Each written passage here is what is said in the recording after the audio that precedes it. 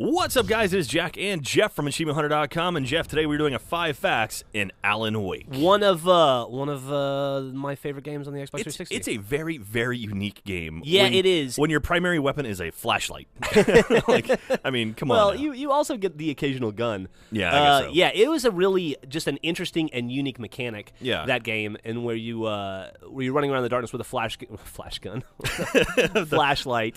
And you have to have the light on people to be able to kill them. Yeah. I mean, I remember seeing this they're thing. Invincible in the dark. There was an event out in San Francisco, actually, that Microsoft took me out to, and it was like they were showing off a bunch of new games. I think they were showing off like Saboteur and some of those like Fable and like Crackdown 2. And then this game was kind of off in the corner, and it's like, what the hell is this? And it like looks so interesting and so unique.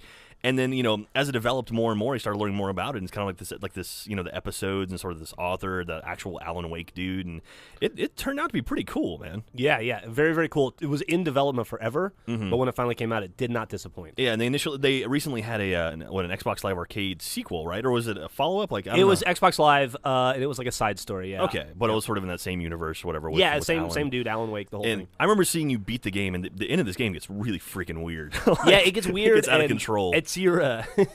you're shooting like words and it's kind of crazy. Pretty trippy, but very, very cool. But hey, we got 5 facts in this. Let's go ahead and run through some. Okay. All right, number 1. Originally, Remedy Entertainment wanted Bright Falls to be a sandbox-style open-world city, similar to games like Grand Theft Auto. This was scrapped, however, when they realized it hurt the pacing and the storytelling of the game. Pretty good idea to scrap that. Yeah. I mean, I remember this game is pretty linear, right? I mean, it's very fairly linear, but the pacing is to keep the suspense and just like the horror aspect of it. You really do have to control the pace of the game. Yeah, absolutely. In a lot of games, I mean, even like Dead Space, if you kind of like funnel people through certain experiences, you're going to be able to control them a lot better. Yeah. So, all right, number 2, Remedy's president, Mateus, I don't know how you say this, Mayarin, whatever, has said in interviews that he and his team set out to make a scary game with a town deliberately modeled after the TV show Twin Peaks. And that is immediately clear when you play the game.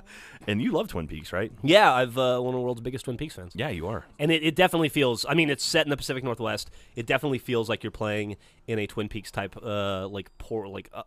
I don't know, like Oregon logging town kind of thing. But it's very cool. Everyone's wearing like life vests or whatever those things are. Like a lot of flannel. Like the Marty McFly look.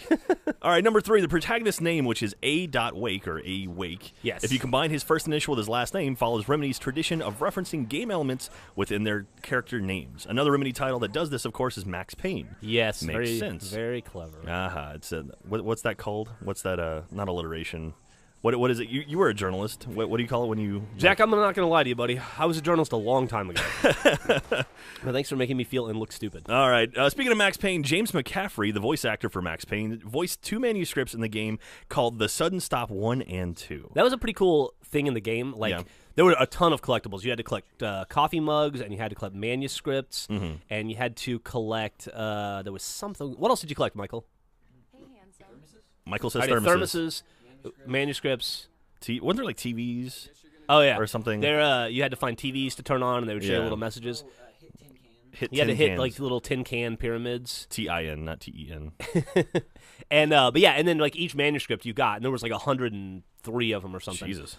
Each one you got was another page of a story. Oh, that's cool. Yeah, so it was pretty cool. Yeah, I remember making guides for this, or you were making guides. Yeah, for this. I made a buttload of guides for this. But I like those kind of things where like if you're one of those people that wants to delve further into the world, you can. If you get into like the lore of a world, those are great. Like collectibles like that are a great way to do it. You know what I mean? Absolutely. That's very, very cool. Like Dead Space, like the journals in Dead Space and things. Absolutely. Like anyway, audio journals. All right, number 5, last but not least, the game's enemies were created by pouring water over their concept art to make the ink run and to cause them to look just a bit off. Do you think that's clever? Do you think somebody accidentally spilled his coffee and was like, "Oh shit!" Like some design artist was did that on purpose? Absolutely, boss. Yeah, look, it's all creepy now. And the product lead is like, well, that's kind of cool. And you're like, oh, yeah, no, I did that. I was experimenting, and that's... That guy went on to create Street Fighter 4, like that ink style.